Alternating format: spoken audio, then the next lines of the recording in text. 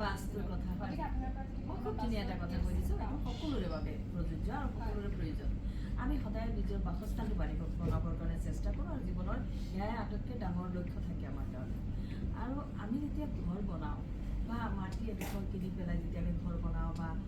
গাঁৱতে বনাওঁ বা টাউনতে বনাওঁ তেতিয়া আমি একমাত্ৰ বলীয়া হৈ যাওঁ যে আমি ঘৰখন কেনেকৈ বনাম কেতিয়া বনাম ধুনীয়াকৈ ঘৰখন বনাওঁ আৰু থাকিম গতিকে আমাৰ বিভিন্ন ৰকমৰ সপোন মনত কিন্তু ঘৰ যেতিয়া বনাওঁ খনন কাৰ্য কৰা হয় পিলাৰ বনোৱা হয় পিলাৰ তাৰ পৰা পিলাৰ উঠোৱা হয় মাটিৰ তলৰ পৰা মাটি খন্দা হয় কেতিয়াবা বুলডোজাৰেৰে খনন কৰা হয় গতিকে আমি তেতিয়া ভাবি নাচাওঁ যে মাটিৰ তল বা মাটিত যেতিয়া আমি খান্দোঁ তাৰ ভিতৰত কিমান জীৱ জন্তু লুকাই আছে কিমান প্ৰাণী কিমান কীট পতংগ তাৰ ভিতৰত আছে আৰু কিমান হাজাৰ হাজাৰ লাখ লাখ কোটি কোটি জীৱন হত্যা কৰা হৈছে গতিকে আত্মাটো একেই আত্মা অবিনশ্বৰ গতিকে আত্মাৰ যেতিয়া মৰণ নাই এটা পৰুৱাৰো যি আত্মা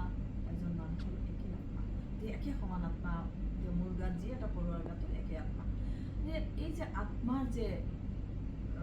মানে হেৰি হৈছে আত্মাবিলাক যে তেনেকৈ মানে নিজৰ বাস নোহোৱা হৈছে জীৱ জন্তু হত্যা কৰা হৈছে সেয়া আমি কেতিয়াও ভাবি নাচাওঁ কোনেও ভাবি নাচায় যে আমি কিমান পাপ কৰিলোঁ আৰু সেই পাপৰ ফলত আমি জীৱনত কেতিয়াও শান্তি নাপাওঁ গতিকে আমি কি কৰা উচিত আমি কৰিব লাগিব যে আমি ঘৰ বনালোঁ আমি থাকিলোঁ কিন্তু ঘৰখনত গৈ পেলাই বিভিন্ন ৰকমৰ অশান্তি আমাৰ হাহাকাৰ আমাৰ কৰ্মৰ কাৰণে বাধা বিদ্যাৰ কাৰণে বাধা বেমাৰ আজাৰ আমাৰ বিভিন্ন ধৰণৰ শত্ৰু ভয় বিভিন্ন ৰকমৰ আঘাত এক্সিডেণ্ট বিভিন্ন ৰকমৰ সমস্যাৰ মাজত আমি পৰি যাওঁ কিয় পৰি যাওঁ গতিকে এই যে আত্মাবিলাক আমাৰ হেৰি হ'ল আত্মাই আমাক এটা অভিশাপ দিয়ে বা পাপ হয় ইয়াৰ কাৰণে সেই পাপ আমি ইয়াৰ পাপৰ পৰা আমি হাত সাৰিবলৈ আমি পাপ যদি আমি ইয়াৰ খণ্ডন কৰিব লগা হয় তেনেহ'লে আমি কৰিব লাগিব কি আমাৰ ঘৰত যেতিয়া ঘৰ কেতিয়াবা দেখা যায় চোতালত বহুত চৰাই চিৰিকটি আহি বহিছে তেতিয়া আমি চৰাই চিৰিকটি খাব দিব লাগিব সিহঁতক কেতিয়াও খালী হাতে ঘূৰাই দিব নালাগে যে আমি কেতিয়াও খেদি দিওঁ নহয় সেয়া বিৰাট পাপ হয়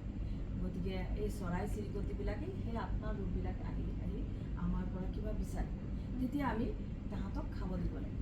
আৰু এটা কৰিব লাগে কেতিয়াবা বহুত বেছি পৰুৱা এনে এটা প্ৰাণী পৰুৱা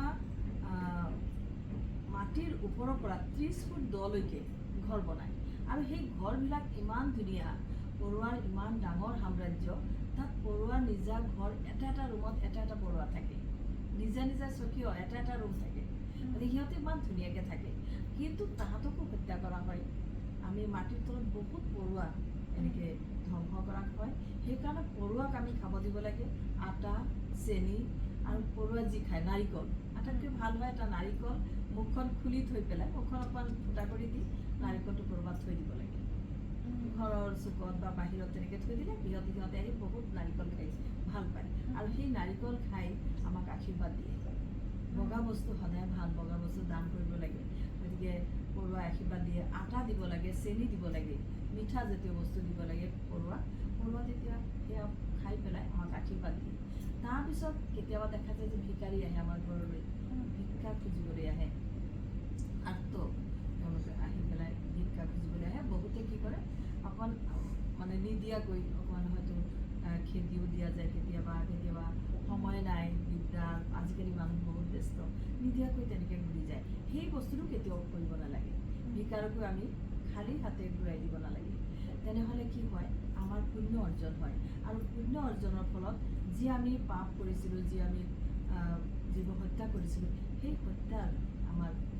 বিনষ্ট হয় আমাৰ খণ্ডন হয় খণ্ডন হৈ পেলাই আমাৰ আশীৰ্বাদ দিলে আমাৰ ঘৰখন শান্ত হয় আৰু ঘৰখনৰ উন্নতি হয় বিদ্যা শিক্ষা সন্তানৰ ভৱিষ্যত ভাল হয় বিবাহৰ বাধা আঁতৰ হয় চাকৰিৰ বাধা আঁতৰ হয় সকলো ক্ষেত্ৰত উন্নতি হয় গতিকে এইখিনি কাম আমি কৰাটো উচিত গতিকে নিজৰ নতুন ঘৰখন বনোৱাৰ পিছত আমি থাকিবৰ কাৰণে এইখিনি টিপছ সকলোৱে গ্ৰহণ কৰিব পাৰে বাইদেউ আমাৰ